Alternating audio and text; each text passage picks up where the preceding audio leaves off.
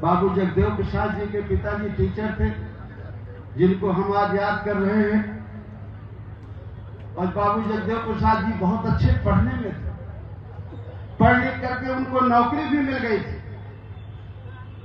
लेकिन उन्होंने नौकरी से रिजाइन करके उन्होंने समझा कि अगर मुझे अपने समाज के लिए काम करना है, अगर इनको हर हिस्सेदारी दिलवाना है, तो मुझे कुछ और भी काम करना पड़ेगा। और नौकरी से रिजाइन करके राजनीति के क्षेत्र में गए। और जब उन्होंने शुरुआत की तो उनके घर में खाने तक तो नहीं था। एक बार उनका एक भाई, छोटा भाई था, तो घर में गया उसकी पत्नी के पास, तो कहा भाभी बाहर आइए, थोड़ा बात करना है।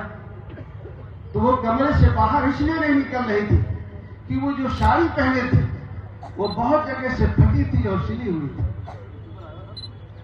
उनके छोटे भाई ने बहुत कोशिश की, वो नहीं आई। हालत देखी, अपनी पत्नी से पूछा कि भाभी बाहर क्यों नहीं आ रही, तो उनकी पत्नी ने बताया।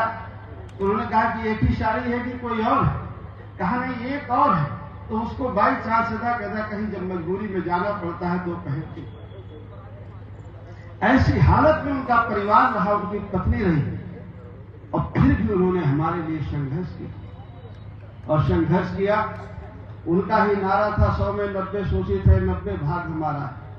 धन धरती और राजपाट में 90 भाग हमारा है।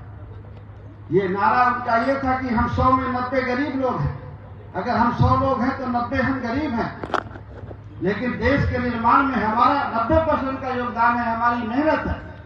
तो ये देश की सरकारी नौकरियां हो या प्राइवेट सेक्टर हो या जल जंगल जमीन हो, 100 में 90 हिस्सा हमारा बनता है। ये बाबू जगदेव प्रसाद जी का नारा। और उनके जमाने में बिहार में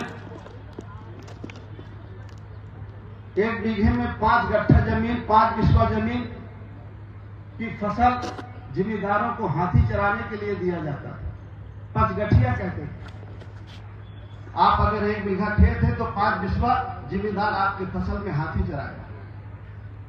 और एक डोला प्रथा थी कि जो भी गरीब और कमजोर की बिटिया ब्याह कर जाती थी, आती थी, तो जो डोला प्रथा थी वो पहले जिमीदारों के घर जाता था। इसके लिए बाबू जगदेव प्रसाद जी ने संघर्ष किया, और यही जिमीदारों को पसंद नहीं आया। और 74 में एक सभा के दरमियान, एक संघर्ष के दरमियान उनको गोली मार